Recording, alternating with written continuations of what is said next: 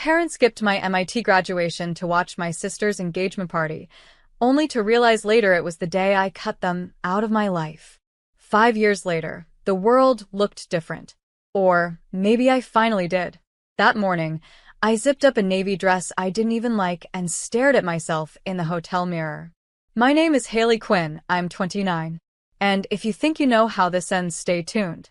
The invitation had read, family only. I laughed when it arrived.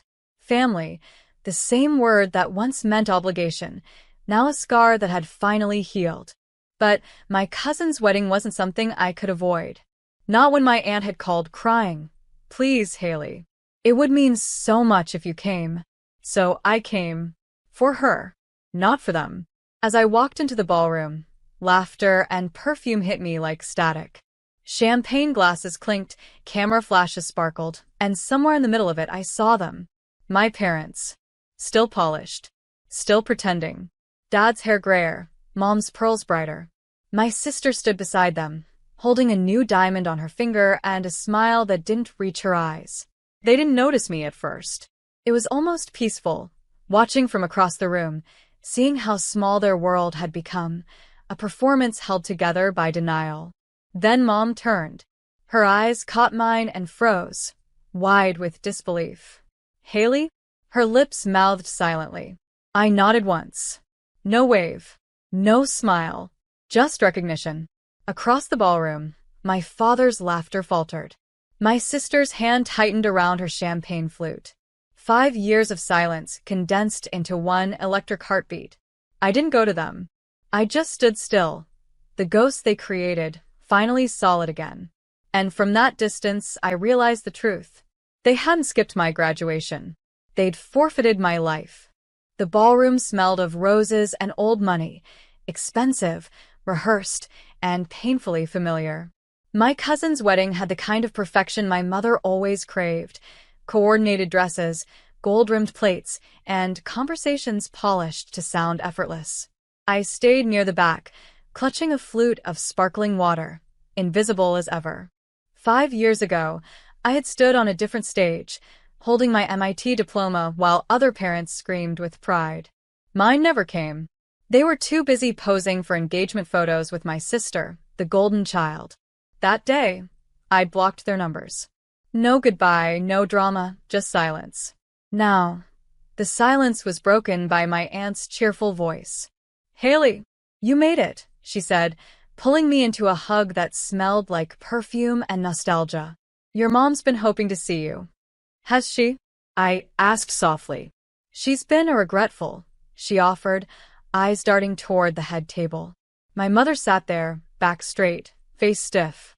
My father leaned close to whisper something, and my sister, still glowing, still adored, laughed too loudly. They hadn't changed. The air around them still bent toward performance. I excused myself, walking outside to the terrace.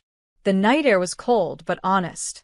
I pulled out my phone, thumb hovering over an old text thread labeled family. Empty. No messages since the day I deleted them.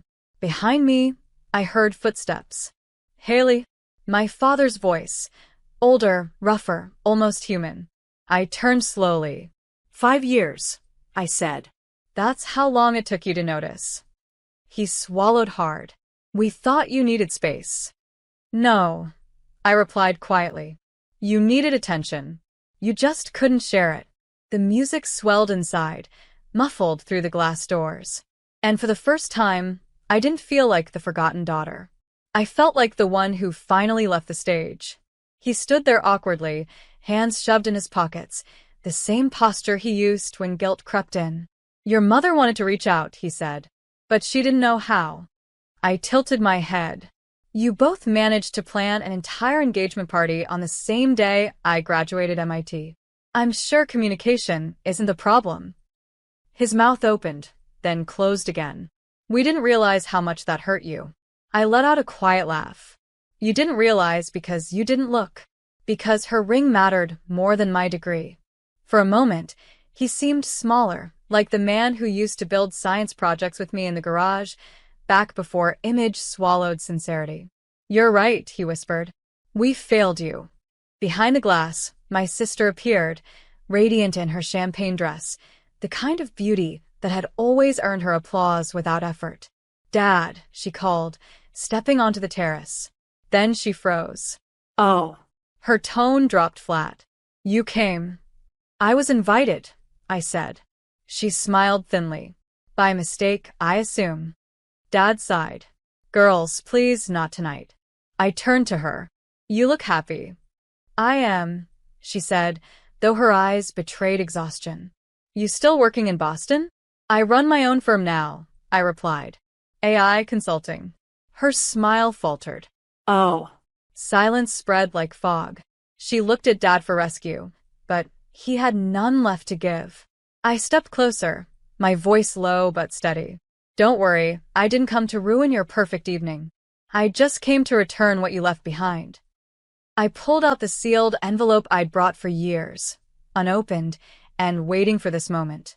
Her face paled. "What is that?" "Closure," I said, placing it in her hand. The envelope trembled in her hand.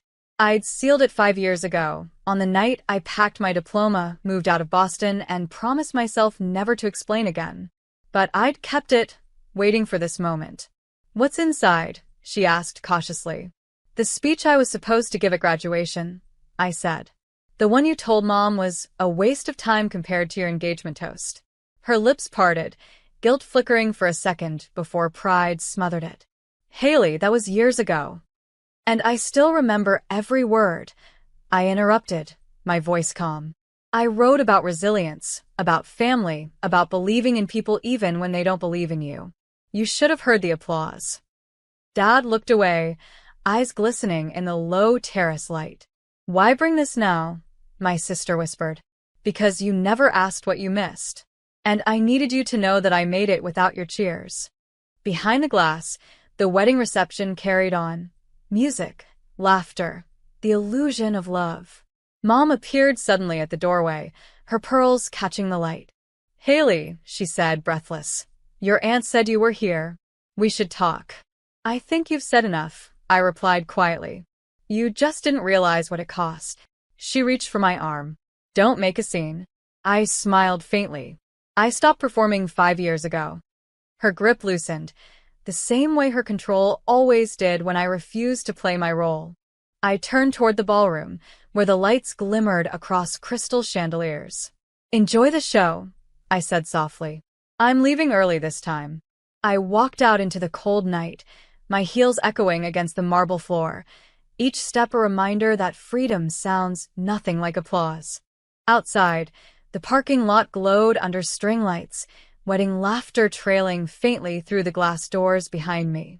I leaned against my car, the night air cool against my skin, and finally exhaled. 5 years of distance, and still, the ache found its way back.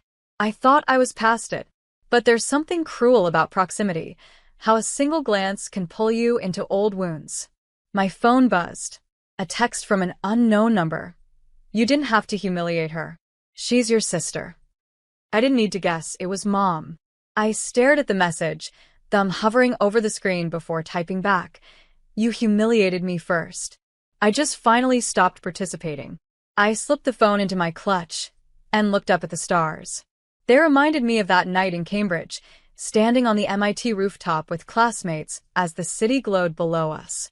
Everyone's families had been there, cameras flashing, parents crying. Everyone except mine. That night, I'd walked back to my dorm, wrote, "Congratulations, you did this alone," on a sticky note, and pinned it above my desk. It stayed there for years. A voice broke my thoughts. "Haley?" It was my cousin, Maya the bride. "I saw you leave. Are you okay?" I nodded. "Just needed air." "I'm glad you came," she said softly. "They should be too." She hugged me, simple and honest, before heading back inside. For the first time all night, I smiled, not because I'd won anything, but because someone saw me without condition. The ballroom music swelled again, behind me. I wasn't going back in. Some doors, once closed, don't need reopening. The next morning, my phone buzzed nonstop. Missed calls, voicemails, Mom, Dad, even my sister, all stacked one after another like echoes of a past I'd outgrown. I made coffee and let them play out on speaker while I watered the plants in my apartment. Mom first. You embarrassed your family, Haley. Do you even understand what you've done?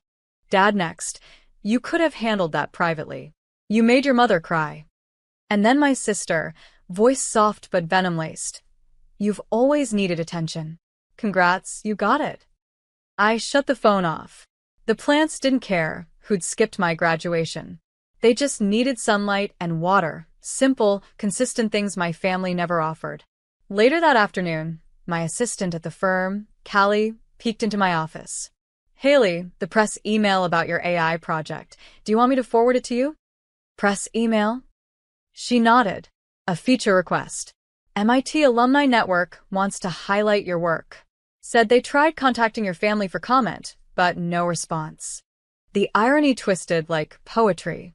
They hadn't celebrated my success back then, but now the world wanted to. Send it, I said, smiling. That evening, I drafted the statement myself. To every student whose achievements were met with silence, build anyway. Some applause comes late, some never comes, but your work is still worthy. When it published 2 days later, the headline read, MIT grad turned CEO inspires with message about unseen daughters. The comments poured in. Women from everywhere shared stories of being overlooked, undervalued, unseen. And for the first time, my name wasn't attached to pain. It was attached to purpose. Somewhere I knew my parents were reading it too. And silence, once my punishment, had finally become their own. The article went viral overnight. By Monday, my inbox overflowed with messages from women who said, I felt that. Professors reached out from MIT, old classmates commented on the post, and investors mentioned the feature during meetings. It wasn't fame. It was validation earned the hard way. But along with the congratulations came another email. The subject line read, Your parents reached out. It was from the journalist who'd written the story. I froze, reading the message twice. They asked for a correction. The note read, claimed they supported your journey and that your quote was taken out of context. I laughed under my breath. Of course they did. Public shame was the one language they understood.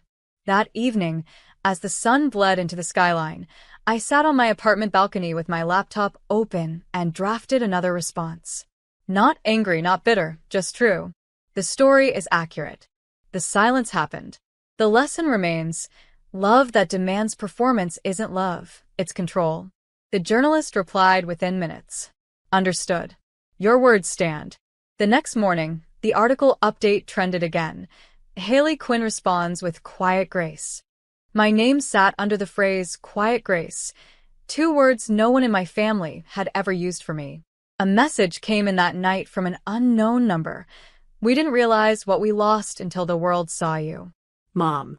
I stared at it for a long moment before deleting it without reply. Because she was right. They finally understood what they'd lost. But I wasn't the daughter they remembered anymore. I was the woman they helped create by never showing up. And that was their legacy, not mine. A few months later, I stood backstage at an MIT conference, the same campus I'd once walked across in a cap and gown alone. The auditorium was filled with students, alumni, and faculty. I was the keynote speaker for Women in Innovation. When they introduced me, the applause was thunderous, echoing off the walls that once held my silence. I took a deep breath and stepped into the light. I used to think success meant being seen. I began. But sometimes, the ones who should have seen you first never do. So, you build your own mirror. The room was quiet, listening, really listening. I told them about failure, resilience, and the strange freedom that comes when you stop chasing people who only love the version of you that serves them. I didn't name my parents, but everyone in that audience knew exactly who I was talking about. Afterward, students lined up to meet me, clutching notebooks, resumes, and hope. One girl with trembling hands whispered, My parents miss my graduation too. Thank you for making me feel less invisible. I smiled and said, You're not invisible. You're just waiting to stand in your own light. Later, when the hall emptied, I walked through the campus courtyard. The same wind that once carried my tears now carried peace. My phone buzzed again, another message from Mom. "We're in town. Can we see you?" I looked at the glowing screen for a moment, then powered the phone off. Some stories don't need sequels. Instead, I looked up at the bronze plaque on the wall, engraved with my name under Distinguished Alumni. I touched the cold metal and whispered, "You missed this too." And as the evening sun fell across the campus, I realized their absence had been the cost of my becoming.